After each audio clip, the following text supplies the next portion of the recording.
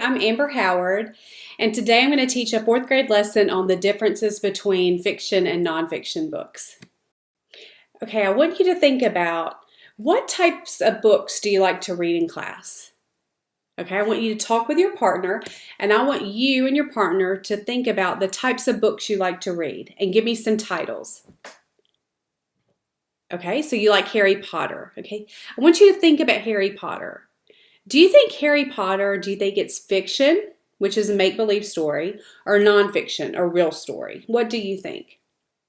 Yes, it's a fiction story. Okay, would anyone else like to share what you told your partner? Okay, you like to read about presidents.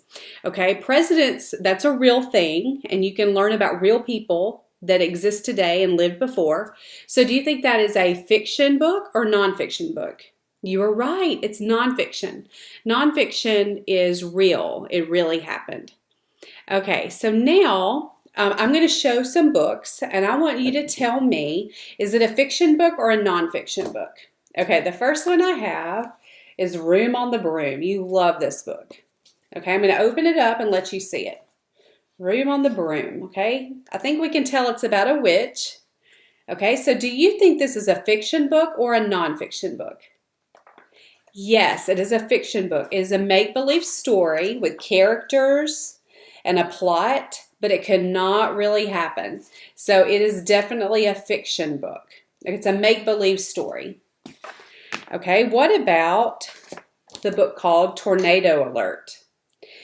This book does have illustrations, but the whole book tells you facts about tornadoes and what to do if you are caught in a tornado. So what kind of book would this be? Yes, it is a nonfiction book. A nonfiction book. It has real facts and it's real. Okay, let's do another story. A Chair for My Mother. You loved this book. Okay, it has illustrations. Okay, this is definitely about a character who saves money to buy a chair. It could really happen. But is this a fiction book or a nonfiction book? Yes, this is a fiction book. It is a make-believe story, but it is very realistic. And let's do one more book. Let's do a book on the Grand Canyon, a national park. And if you see in this book, I see headings and I see a vocabulary word and I see captions about the pictures. So what kind of book would this be? Okay, talk with your partner, discuss. Yes, this is a nonfiction book. It is real. Okay, so today we're going to talk more about fiction and nonfiction. Now I want you to work with your partner again to complete a T-chart. Okay, so this is an example of the T-chart. On the left side you have fiction, on the right side you have nonfiction, and the directions are to list characteristics or descriptions of fiction and nonfiction. So I want you to work with your partner to write down at least 3 things about fiction books and 3 features of nonfiction books. And in just a few minutes we're going to share what you wrote down. Now I want to get some of the examples that you wrote down in your T-chart. Okay, who would like to share what you wrote down? Okay, let's start with fiction. Who can give me one thing for fiction? Yes, it has characters. Very good. Okay, anyone else for fiction? There's a plot. Anyone else? Make-believe. I like that. Sometimes it's make-believe and sometimes it's realistic. Okay, now let's talk about nonfiction. What are some features that you have in nonfiction books?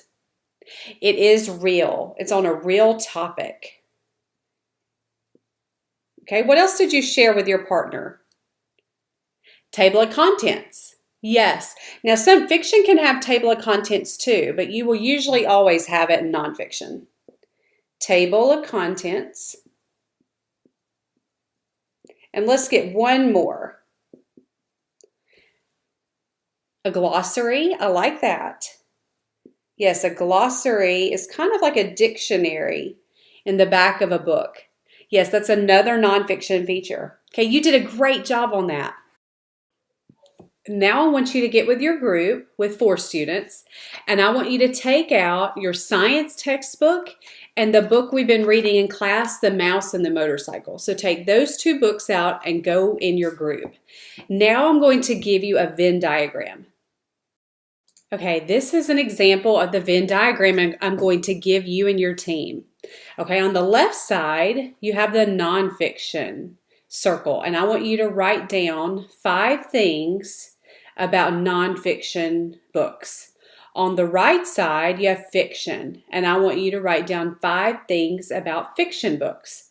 Now, this is going to be different. In the middle, I want you and your team to think of 3 ways that fiction and nonfiction books are the same. And then when you're finished, we will share the answers. Okay, this is the Venn diagram I'm going to give you and your team. On the left side, you have nonfiction, and on the right side, you have fiction. Okay, now you are going to compare your nonfiction science textbook to your fiction book, The Mouse and the Motorcycle. So under nonfiction, you are going to write down 5 things about your science textbook, 5 features that you see through it. And I want you and your team to flip through the book and discuss what you see. Under the fiction side, I want you to look through your book, The Mouse and the Motorcycle, and I want you to think of 5 features of fiction books.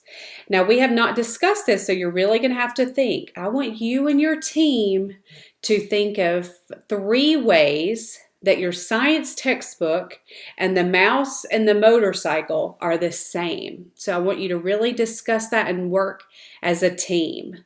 You may begin. Okay, now that you've finished the Venn diagram, are you ready to share with me? Okay, let's begin.